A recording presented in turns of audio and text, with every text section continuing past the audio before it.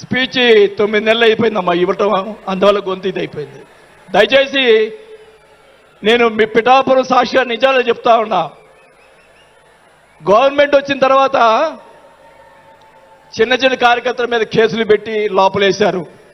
వాళ్ళని కాదండి లోపలేయాల్సింది, కోట్లు సంపాదించున్నారు. వాళ్ళని ఇంకా లోపలేలా, అదే నా బాధ. స్కాములు చేస్తున్నారు, కార్యకర్తలు పట్టించుకోలేదు. కోట్లు సంపాదించి ఈరోజు రకరకాలుగా మాట్లాడుతూ ఉన్నారు. పవన్ కళ్యాణ్ గారి గురించి మొన్న మాట్లాడాడు జగన్మోహన్ రెడ్డి గారు. ఏదో కౌన్సిలర్ అన్నాడు, ఏదో అన్నాడు. అయ్యా జగన్మోహన్ రెడ్డి గారు, మీ నాన్న దయతోటి నువ్వు ముఖ్యమంత్రి అయ్యావు. మీ నాన్న అంత అడ్డు పెట్టుకొని మా నాయకుడు, ఇప్పుడు జనసేన నాయకుడు పవన్ కళ్యాణ్ గారు స్వశక్తితో ఈరోజు లక్షలాది మంది అభిమాన పాత్రులు అయ్యాడని గుర్తుపెట్టుకోవాలని కూడా తెలియజేసుకుంటా ఉన్నాం. మీ నాయనతోటి వెనక ఒకసారి ముఖ్యమంత్రి అయ్యావు, ఇంకా చూద్దాం. నేను ఒకటి కూడా చెప్తా ఉన్నా, నేను పవన్ కళ్యాణ్ గారిని కలిసినప్పుడు రాశారు చాలా మంది, కొన్ని పత్రికల్లో మీడియా వాళ్ళు రాశారు. ఏం రాశారు? బాలినేని గారు చాణక్యుడు కూటమిని విడగొడతాడని చెప్పి కొన్ని పత్రికలు రాసినాయి.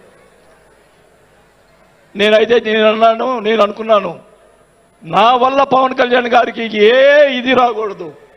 నా ధ్యేయం, నా కోరికల్లా ఆయన పైకి ఎదగాలని తప్ప వేరే ఉద్దేశం లేదు.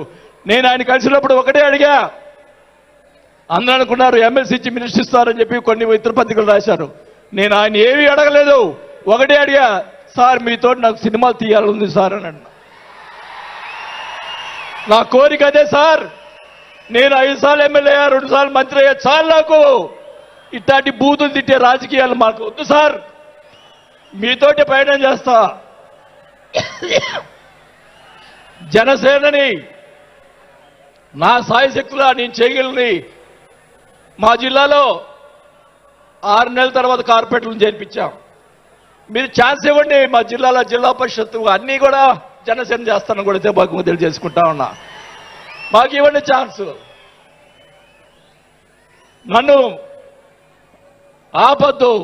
నాకు జరిగిన అన్యాయం మళ్ళా ఒకరోజు మీటింగ్లో చెప్తా. ఒకరోజు చెప్తే సరిపోదు, ఎందుకంటే టైం లేదు కాబట్టి. నాకు అన్యాయం జరిగిందని చెప్తా. జగన్మోహన్ రెడ్డి గారు చేసినటువంటి అన్యాయాలని చెప్తా, నాకు జరిగినటువంటి అన్యాయాలు.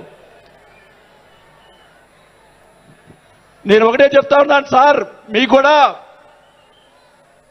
దయచేసి జనసేన కార్యకర్తలు చూస్తున్నాను. అన్ని నియోజకవర్గాల్లో ఎమ్మెల్యేలని చాలా మంది గెలిపించారు, కార్యకర్తల్ని జనసేన వాళ్ళని పట్టించుకోవటం లేదు. దయచేసి చంద్రబాబు నాయుడు గారు, పవన్ కళ్యాణ్ గారు ఇద్దరు కూర్చొని ఒక ప్రెస్ మీట్ పెట్టి ఎమ్మెల్యేలందరికీ ఫిరాయించండి. జనసేన కార్యకర్తలు కూడా మీరు వాళ్ళకి రావాల్సినటువంటి రేషియో ప్రకారంగా వాళ్ళు కష్టపడి పనిచేశారు. ఇప్పుడు తెలియదు ఆ బాధ. రేపు ఎలక్షన్ తెలుస్తుంది. వాళ్ళు ఖర్చును వాళ్ళు అడుగుతారు రేపు, దానికి సమాధానం చెప్పాల్సిన బాధ్యత ఆ ఎమ్మెల్యేలకు ఉంటుంది. కాబట్టి ఇద్దరు కూడా ఇప్పుడే వెంటనే అది చేస్తే మీకోసం ప్రాణాలు ఇచ్చేవాళ్ళు ఉన్నారు ఇక్కడ. అలాంటి వాళ్ళని మనం కాపాడుకోవాలి. కాబట్టి మీరు అంటే నేను ఇలా మాట్లాడుతున్నానని అనుకోకుండా మన నాయకుడు బాగుండాలని కోరుకోవాలి.